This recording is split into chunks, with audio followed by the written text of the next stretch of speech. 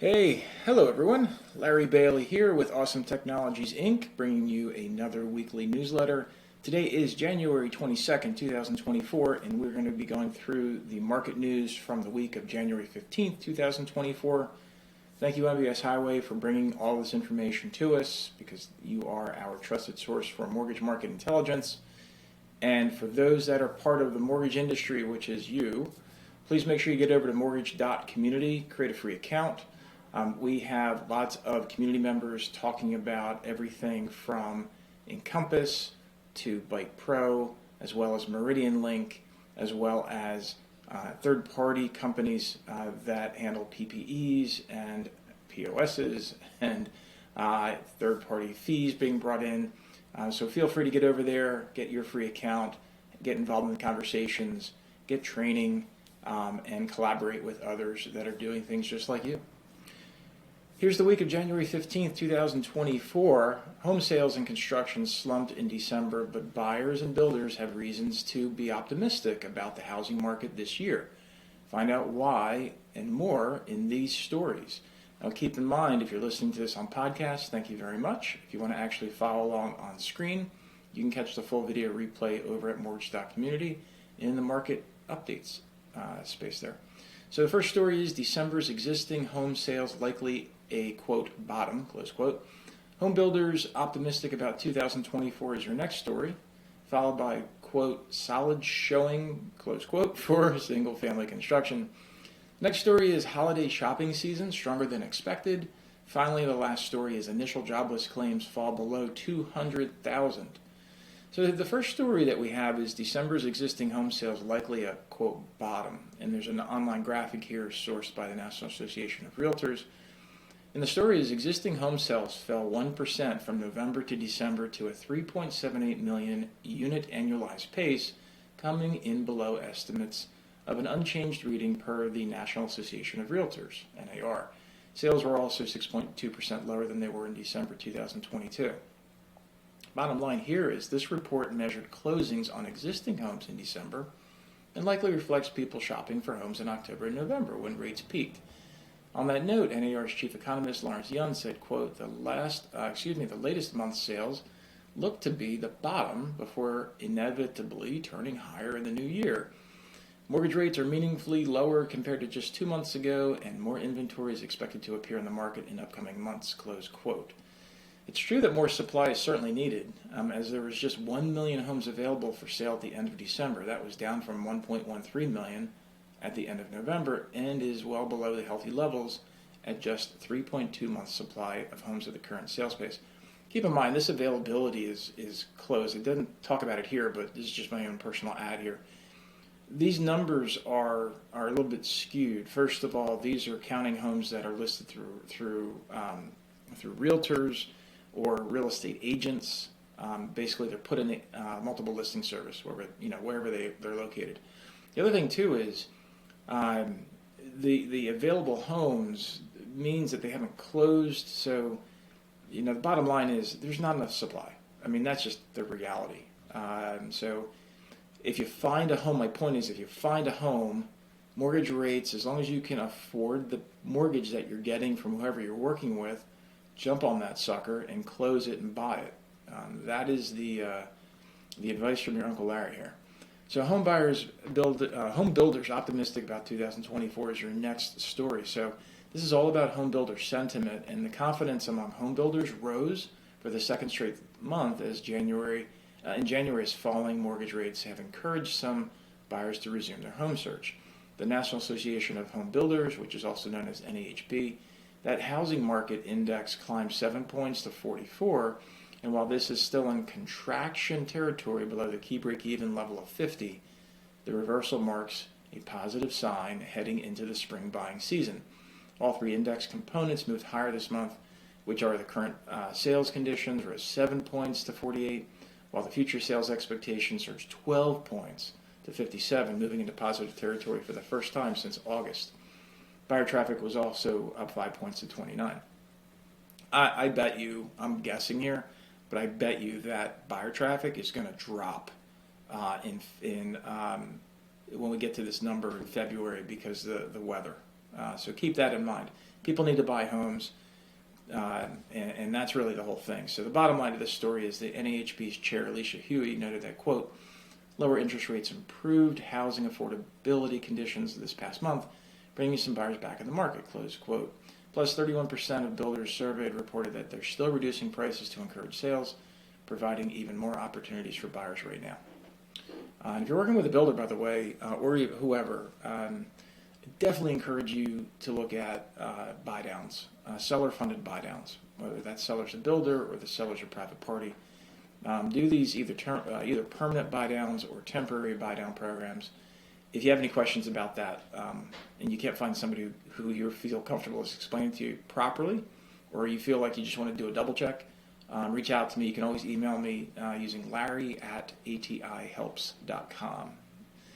Next story is solid showing for single-family construction. So here's the story. Housing starts fell for the first time in 4 months in December, down 4.3% from November.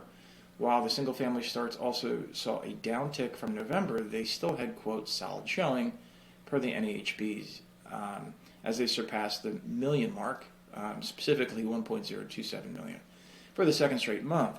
And this reflects the number of single-family homes that would be built throughout the year if construction took place at the same rate every month as it did in December. Building permits, which are an indication of future construction, are up 19% from November to December, with permits for single-family homes reaching their highest level in a year. So the bottom line here is, quote, mortgage rates steadily fell below 7% in December, and lower rates combined with a lack of existing inventory in most markets helped keep single-family production above 1 million unit annual pace, close quote, explained the NAHB's chair, Alicia Huey. To continue, open quote, and the fact that our latest survey showed a big increase in builder confidence is an indicator that we can expect housing starts to improve in the coming months, close quote. A boost in supply will be welcome news for buyers around the country who struggle with low inventory, though there is still a long way to meet the level of demand that exists among buyers. When we considered the pace of completed homes that will be coming to market, around 1.57 million homes annualized, and subtract the roughly 100,000 homes needed to replace, we're still below the demand. Because that household formation, where people kind of split out and they need their own house, it's still on pace for 1.9 million homes annually. So we're still 500,000 homes short annually. Wow, it's just a lot.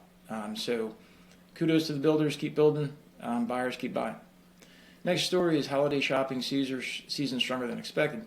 So retail sales rose 0.6% from November to December, beating forecasts and coming in even stronger than the 0.3% gains seen in November. Sales were up 5.6% when compared to December. So what does all this mean? It means that spending at department stores, car dealerships, clothing stores, and online, that boosted the sales last month, giving some retailers a strong holiday season. And while this data suggests a resilient economy, retailers likely lured shoppers in with holiday discounts. Well, yeah, because they don't want the inventory. So we'll have to see if this continues, all this spending continues. And I'm telling you this, the Fed will be watching this data closely as the strength of the economy will impact their monetary policy decisions. So crazy part is people go out and spend. The part that would be interesting here is to align this up. How much of that money was spent out of savings and how much was it on credit cards at 20 whatever percent interest? We'll see. So the initial jobless claims fall below 200,000 is the next story. And the initial jobless claims declined by 16,000 in the latest week, with 187,000 people filing for unemployment benefits for the very first time. Not only was this well below expectations, it was also the lowest reading since September 2022. Continuing claims also fell by 26,000, with 1.806 million people still receiving benefits after filing their initial claim.